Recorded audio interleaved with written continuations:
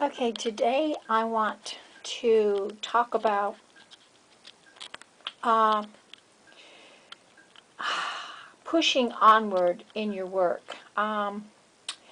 Sometimes we get the idea that we're finished with our piece, but it's not, it doesn't tell the exact story. We haven't pushed it far enough. I think we reach a comfort level where we think, okay, well, this looks good. I'm going to quit now.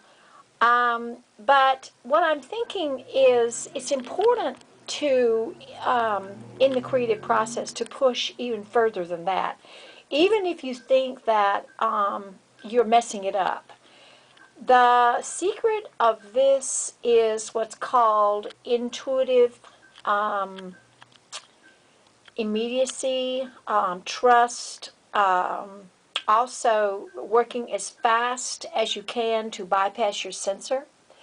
Um, what I wanted to do in this is to tell a story.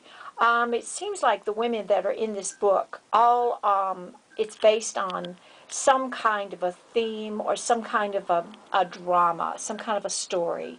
So I did not feel that my piece actually told enough of the story. And so what I did is, as you see, I have this bag of collage material that's just a bunch of stuff that I cut out of magazines and put back in a Ziploc bag.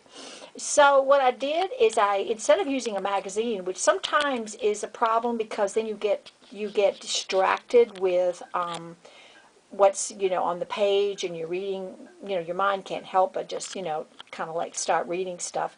Anyway, you just get distracted and you don't go fast enough. And so what I did is I just took out my bag of collage material that I already had, and I didn't even think about the images that I took out. I just took out images that spoke to me about the story about this woman and her life. um, the explanation behind this, it seems to me, is as a lot of women, including myself, getting into a relationship that is based on putting the man on a pedestal, thinking of him as like a saint, um, you know, seeing him through the eyes of their own projection, and seeing their life as being a double life, pretty much, like a life where they feel like they actually are two people.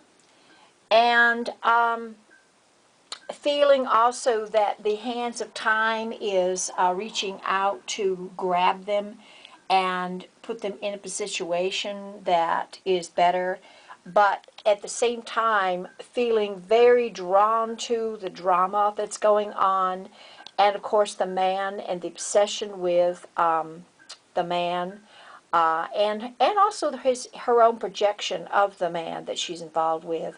She is afraid to reach out of her comfort zone, and also afraid to go through the door. But she's looking through the door. She's actually looking through the window of the door at another place in her life and wanting to leave, but not ready to leave. And so this describes a victim relationship. This describes a relationship that is based on like a wheel, like it's a wheel that is just kind of spinning and not going anywhere. It's also based on the mirror image that is basically their own desire or need being projected into the reality.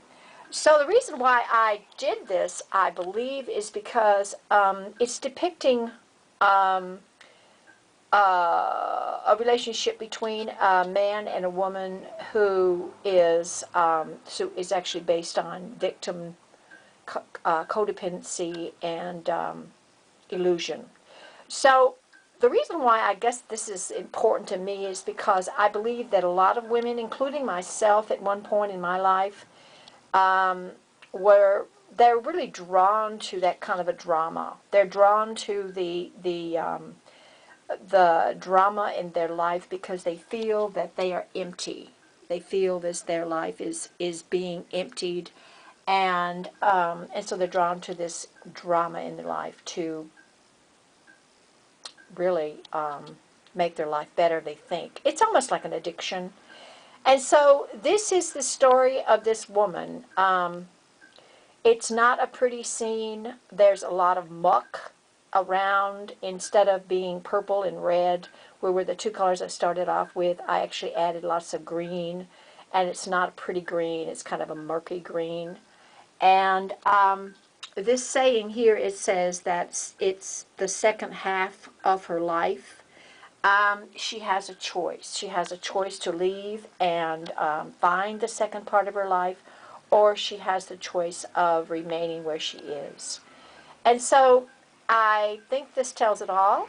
And now I feel like the story has been told, even though it seems like when I first started working and I was just kind of, gluing down things, I didn't know where it was going. But I trust my creative process. I trust what's going on, even though I don't intellectually know what's going on. I always trust the process. So if you want to try this particular technique, go through the magazines and just kind of cut out the images ahead of time, put them in a bag, and create your surface, and then allow yourself to just pick out images as fast as possible and see what happens. Nothing bad can happen. I mean, the worst thing can happen is that you don't like it, so you can cover it up with gesso and start over again. So don't be afraid of making mistakes. Don't be afraid that you're going to do something wrong. There's no wrong in the creative process in relation to this particular technique. Just have fun, okay? And create the drama that you want to say. Tell the story in its fullness, and tell it like it all. Tell all of it. Don't just tell the pretty side. Tell all of it, and see what happens. You might enjoy this. Thank you. Bye-bye. One more thing before I leave, I want to tell you that this journal that I'm doing this collage work in is not an actual journal that I bought as a journal. It's actually my One Spirit Book of Days, and I use this every year. I get one new, but I keep these because they're great for altering. You can actually, alter them so that, you're just basically going to be gluing the pages together, and about 4 pages makes them kind of thick enough to do the kind of thing you want to do in your collage, in your mixed media. So, that's the first thing. I'm sure that if you've done altered books before, you know the importance of gluing the pages together so that they're thicker. And you can you can actually, gesso it, or you can actually use some of the background that's in here, or some of the words that are in here. I have used this as my meditation affirmation book, so I've got all my affirmations and meditations written in it. And so there's some things that I might want to, incorporate into my work. But I doubt it, because this is really, what this is specifically is going to be based on story. And so it's not going to be something that I do that's going to be to do with myself necessarily. It's really just telling a story with images. And it's going to be about women's lives. So, it's not necessarily that I'm going to use it in the same way that I've used these before.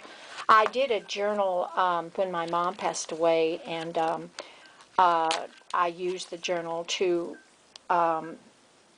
record exactly, what happened in her death and how I felt, and some of the images that I used in that particular process. So I have used journals for different reasons, but now these are great books because not only are they books that you can use throughout the year, but they're books that you can alter. So find a book, a calendar, a journal calendar, or a blank book, or whatever, really. It doesn't matter what it is. Even an old book can be altered. I was going through my stash last year, and I had this book that's a really big book on Dali, and so I'm altering that one too. And I'm painting that and also using it for collage as well. So they make great journals, and the pages are really, really perfect for doing this kind of work because, you know, they're very strong, and they'll hold paint and collage, almost anything. So if you want to try that, go ahead and try that, and I hope to talk to you soon, and I hope to hear what you do in your journal work, and I will talk to you soon. I'm the Joy of Art Studio. I'm Joy Hellman, and I'm located in Southern Pines. My phone number is 910-528-7283. My email address is joyof_art@msn.com. And you can reach me either way, or you can reach me on Facebook, or you can reach me on my WordPress blog, Joy's Creative Space. I do journal work with adults. I do workshops with women. I do painting and drawing classes, both with children and adults. I do lots and lots of things. So give me a call, and I will set up an appointment for you to visit my studio, and I am excited about meeting you. Thank you. Bye-bye.